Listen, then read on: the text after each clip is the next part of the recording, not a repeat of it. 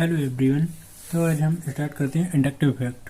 जैसे मैंने आपको पिछले वीडियो में बताया था कि इंडक्टिव इफेक्ट जो दो टाइप के होते हैं, एक होता है प्लस आई और एक होता है माइनस आई। तो आज की वीडियो हम देखेंगे कि प्लस आई और माइनस आई किस प्रकार से होते हैं।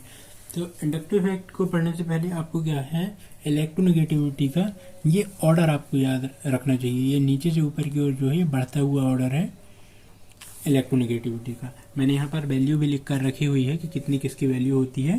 तो यहाँ ही नहीं, इंडक्टिव इफेक्ट बस मैंने आप यदि केमिस्ट्री पढ़ रहे हैं, केमिस्ट्री के स्टूडेंट है, तो ये आपको इलेक्ट्रोनेगेटिविटी का ऑर्डर हर जगह पर काम आएगा। तो यहाँ फ्लोरीन से स्टार्ट है ये, और एम मैंने जो लिखा है, ये लिखा है मैंने मेटल के लिए। तो यहाँ से आप पढ़ सकते हैं। आपको इसकी वैल्यू याद हो ना हो, पर इतना ज़रूर याद होना चाहिए कि किसकी इलेक्ट्रोनेगेटिविटी किससे ज़्यादा होती है। तो हम आते हैं अपने इंडक्टिव इफेक्ट के टाइप पर। तो मैंने पहले ही आपको बता चुका है कि इंडक्टिव इफेक्ट क्या होता है। इंडक्टिव इफेक्ट जो है, बॉन्ड में जो इलेक्ट्रॉन होते हैं उनका किसी एक की ओर डिस्प्लेसमेंट होता है, मतलब थोड़ा सा खिसक जाना due to electronegativity difference. Electronegativity difference के कारण जो बॉन्ड में एटम होते हैं वो किसी एक की ओर खिसक जाते हैं, और वो होता है मोर इलेक्ट्रोनेगेटिव। जैसे मैं यदि मानूँ कि ये ए और बी, ये कोई इन दोनों के बीच बॉन्ड बना है, और इस पर बॉन्ड पर ये दोनों इलेक्ट्रॉन है। तो यदि मान लीजिए बी जो है वो हाई इलेक्ट्रोनेगेटिविटी वाला है, हाई इलेक्ट्रोनेगेटिविटी यदि इसकी है, तो क्या होंगे, ये थोड़ी सा बी की ओर खिसक जाएंगे, जिससे कि इनमें पोलराइजेशन आ जाएगा, है ना। तो यह मेन रोल करता है इलेक्ट्रोनेगेटिविटी, और इसी के इलेक्ट्रोनेगेटिविटी जो एटम में रहेगी, इसके टाइप के हिसाब से हम बताते हैं कि वो प्लस आई होगा या माइनस आई होगा, जो कि उसके टाइप में। तो अब हम देखते हैं कि कैसे होते हैं। तो कोई भी यदि दो एटम हमारे पास हैं, तो उसमें क्या हो सकता है, कोई तीन कंडीशन हो सकती हैं। हम देखते हैं क्या कंडीशन। मान लीजिए ए और बी, ये दो मॉलिक्यूल हैं, तो इनमें कंडीशन क्या हो सकती है कि इनमें ये दोनों बराबर हो, मतलब इलेक्ट्रोनेगेटिविटी डिफरेंस बिल्कुल भी इनमें ना हो। कैसे, एग्जाम्पल देखते हैं। तो जैसे ये कार्बन है और ये कार्बन बॉन्डिंग किया हो इससे, कार्बन से। हाँ, एक चीज़ और ध्यान रखिएगा हमेशा कि जो इंडक्टिव इफेक्ट है वो केवल पाई बॉन्ड में, सिग्मा बॉन्ड में देखा जाता है, पाई बॉन्ड में नहीं देखा जाता है। जैसे मैंने यहाँ डबल लगा दिया है, इसको भी सिंगल कर देता हूँ, ये केवल सिग्मा में देखा जाता है। तो जैसे कार्बन कार्बन की बॉन्डिंग है, तो दोनों कार्बन की इलेक्ट्रोनेगेटिविटी क्या है, सेम है। जैसे हम यहाँ से भी देख सकते हैं 2.5 इलेक्ट्रोनेगेटिविटी है। जो इन दोनों की इलेक्ट्रोनेगेटिविटी में कोई अंतर नहीं है, तो डिस्प्लेसमेंट किसी भी कार्बन की ओर नहीं होगा, तो इसमें जो है इंडक्टिव इफेक्ट नहीं होगा।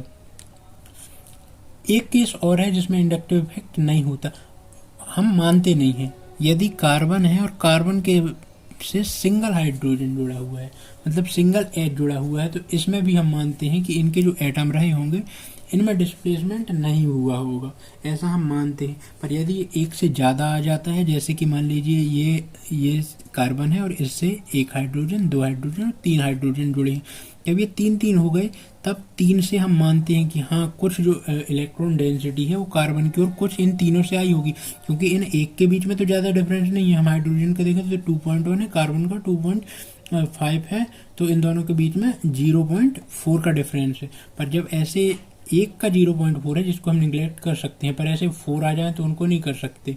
जैसे कार्बन पे इलेक्ट्रॉन डेंसिटी बढ़ जाती है, और ये जो है इलेक्ट्रॉन जो जिससे भी जुड़ा होगा उसको देने लगता है। तो ये हम अभी आगे देखेंगे। तो ये स्पेशल केस याद रखिए कि कार्बन हाइड्रोजन जो है, यदि कार्बन से एक ही हाइड्रोजन जुड़ा है, तो हम ये नहीं मानते हैं कि इलेक्ट्रॉन डिस्प्लेसमेंट उसमें नहीं हुआ होगा। अब दूसरा केस क्या हो सकता है, ये ए है और ये बी है।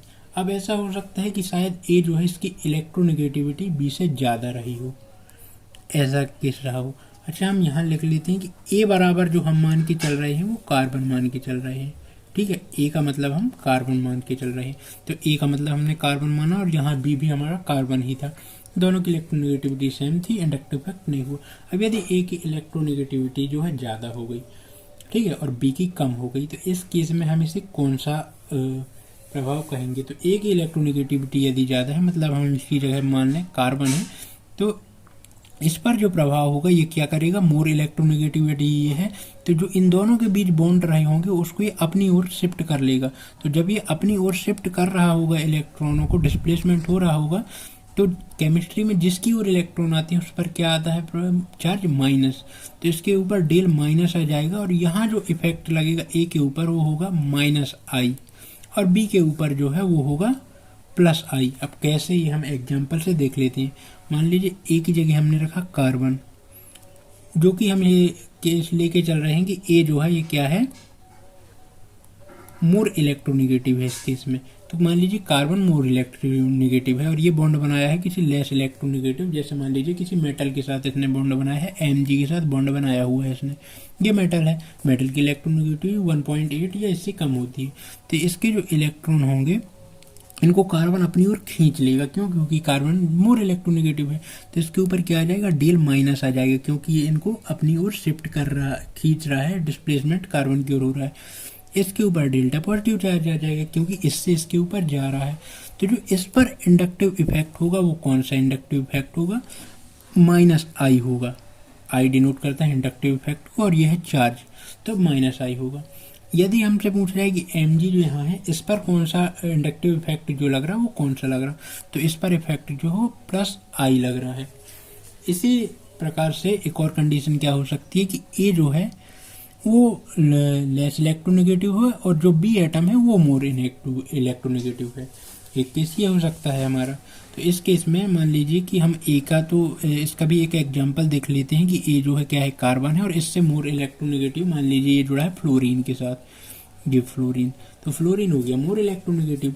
अब इस केस में क्या हुआ होगा, ये जो बॉन्ड के इलेक्ट्रॉन रहे होंगे फ्लोरीन जो है इसके पास इलेक्ट्रोनेगेटिविटी ज़्यादा है, जो डिस्प्लेसमेंट हुआ होगा ये फ्लोरीन की तरफ इन इलेक्ट्रॉनों का सिर्फ डिस्प्लेसमेंट हो रहा है, ये फ्लोरीन पर जा नहीं रहे हैं, ठीक है, क्योंकि इंडक्टिव इफेक्ट जो है सिर्फ डिस्प्लेसमेंट होता है, मतलब जिसमें सिर्फ खिसकते हैं, जाते नहीं है, ट्रांसफर नहीं होते हैं इलेक्ट्रॉन। तो इसके ऊपर खिसके होंगे तो इसके ऊपर क्या आया होगा डेल्टा पॉजिटिव आया होगा, इसके ऊपर डेल्टा निगेटिव आया होगा। अब यदि इंडक्टिव इफेक्ट की बात करें तो इस कंडीशन में कार्बन के ऊपर कौन सा होगा प्लस आई इफेक्ट होगा और इस कंडीशन में फ्लोरीन के ऊपर क्या होगा, इसके ऊपर माइनस आई इफेक्ट होगा। तो इस प्रकार से हम देखते हैं कि कितने टाइप हुए, इसके दो टाइप हुए। एक तो ये हो सकता है कि इंडक्टिव लगे ही ना, एक हो सकता है लगे तो प्लस आई माइनस आई, और एक इस प्रकार से हो सकता है, ठीक है।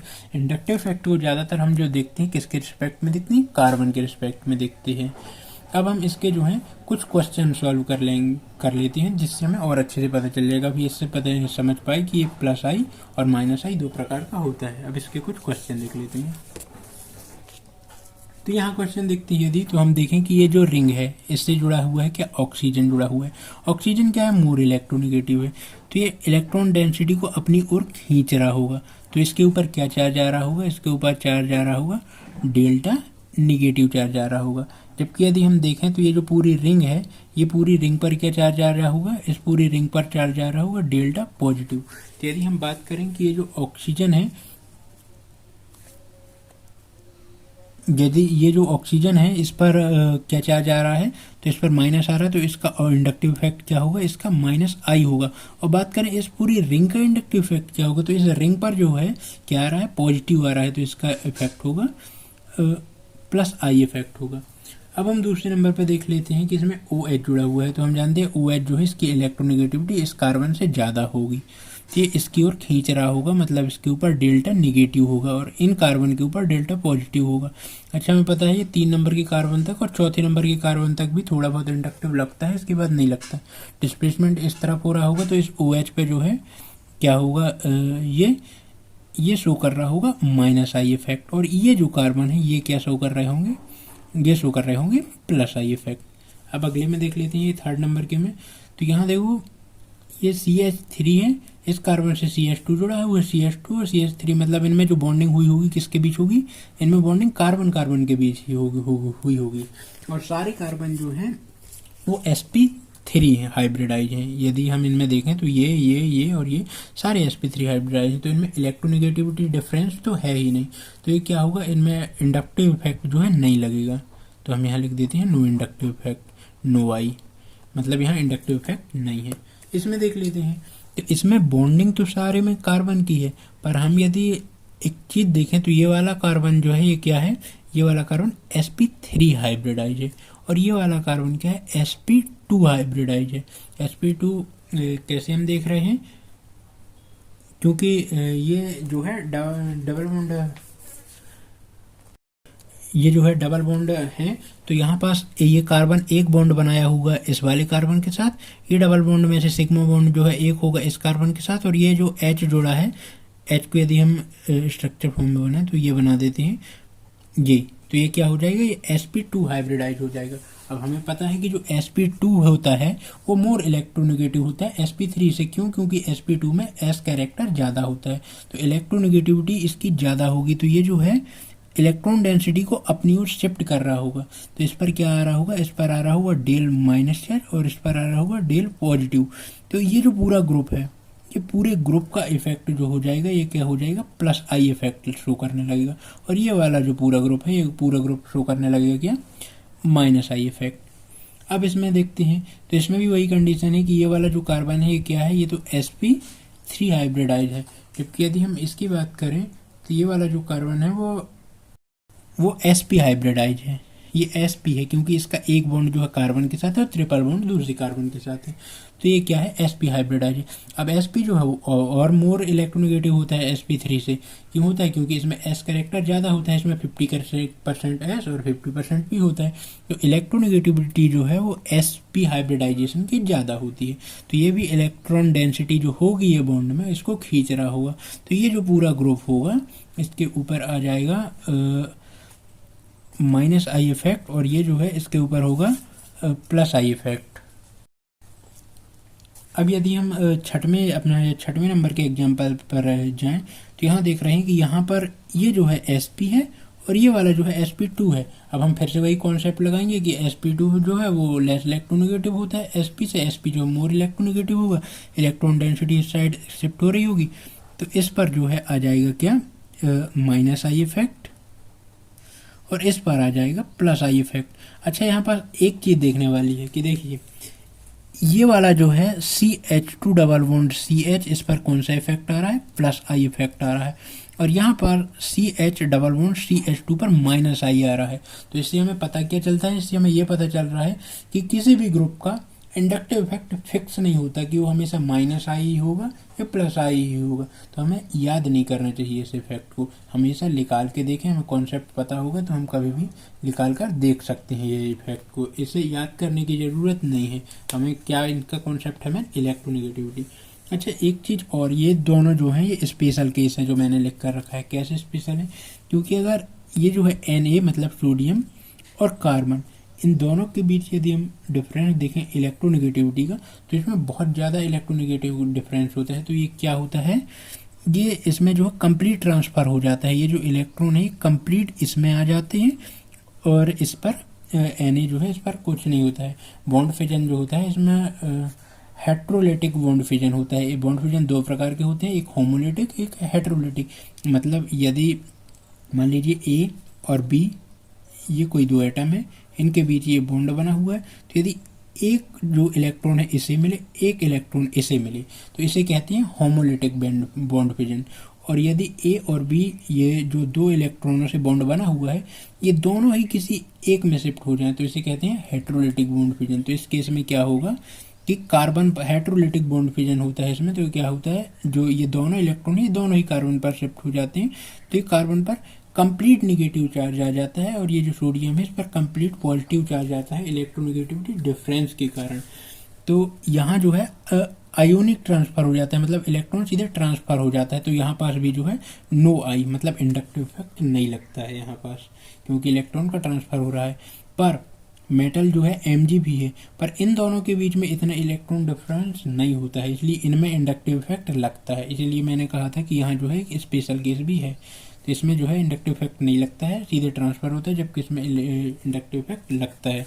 तो क्या होगा, ये तो मेटल है, मैंने जैसे एग्जांपल में शुरू में ही चर्चा की थी, तो इससे इलेक्ट्रोनेगेटिविटी ये खींचेगा, तो ये जो है इसके, अच्छा इसमें मैंने वैलेंसी को पूरी नहीं किया हुआ है क्योंकि मैं इंडक्टिव इफेक्ट समझा रहा हूँ, अभी वैलेंसी नहीं, इसलिए वैलेंसी पूरी नहीं है कार्बन की। तो ये जो पूरी रिंग है इसके ऊपर क्या होगा, इसके ऊपर माइनस आई इफेक्ट लग जाएगा, और ये मेटल जो है मेटल के ऊपर होगा क्या, प्लस आई इफेक्ट होगा। अब यहाँ देख लीजिए, ये 9वें नंबर का जो मेरा एग्जाम्पल है, ये भी एक अच्छा एग्जाम्पल है, इसलिए मैंने डाला हुआ है, क्योंकि हमने यहाँ देखा था कि ऑक्सीजन जो है इलेक्ट्रॉन डेंसिटी खींचता है, तो कभी ये लग सकता है आपको कि ऑक्सीजन जो है माइनस, यह इसमें क्या इफेक्ट होगा, माइनस आई होगा, पर इसमें माइनस आई नहीं प्लस आई होता है। अभी प्लस आई क्यों होता है, क्योंकि ये ऑक्सीजन नहीं है, इस पर एक माइनस चार्ज, और जिस पर माइनस चार्ज है वो क्या होता है, हमेशा न्यूट्रल होना चाहिए। तो ये इलेक्ट्रॉन डेंसिटी को इस रिंग में शिफ्ट करता है, जो कि एक दूसरा इफेक्ट है। जब हम रेजोनेंस और कंजुगेशन पढ़ेंगे आगे चलकर, तब हम बताएंगे दूसरे इफेक्ट के बारे में। पर अभी आप इतने जान लीजिए कि ये जो ऑक्सीजन है, ये यदि माइनस चार्ज पे है तो ये इलेक्ट्रॉन डेंसिटी को रिंग से खींचेगा नहीं, रिंग को देगा। तो इस कंडीशन में जो ये ऑक्सीजन है, इस पर क्या आ जाएगा, प्लस आई इफेक्ट आ जाएगा। इसलिए मैंने कहा था कि हमें रटना नहीं है, हमें देखना है। जैसे कि यहाँ ऑक्सीजन पर माइनस आ रहा है क्योंकि इसकी वैलेंसी पूरी है, तो ये मोर इलेक्ट्रोनेगेटिव की तरह व्यवहार कर रहा है, पर इसमें इसके पास माइनस चार्ज है, तो ये माइनस चार्ज को रिंग कर देकर खुद उदासीन होना चाहिए, न्यूट्रल होना चाहिए। इसलिए प्लस आई शो करेगा, और ये जो पूरी रिंग है ये शो करेगी क्या, माइनस आई इफेक्ट शो करेगी। अब मैंने यहाँ पास एक क्वेश्चन डाला हुआ है जो कि होमवर्क का क्वेश्चन है। आपको इसमें ए बी सी और डी चार पोजीशन है, चारों पोजीशन पर ग्रुप लगे हुए हैं। तो आपको ये रिंग की नहीं, इन ग्रुपों की ए बी सी और डी पर किस पर माइनस आई इफेक्ट है और किस पर प्लस आई इफेक्ट शो करेंगे, ये आपको कमेंट बॉक्स में लिखना है। Thank you.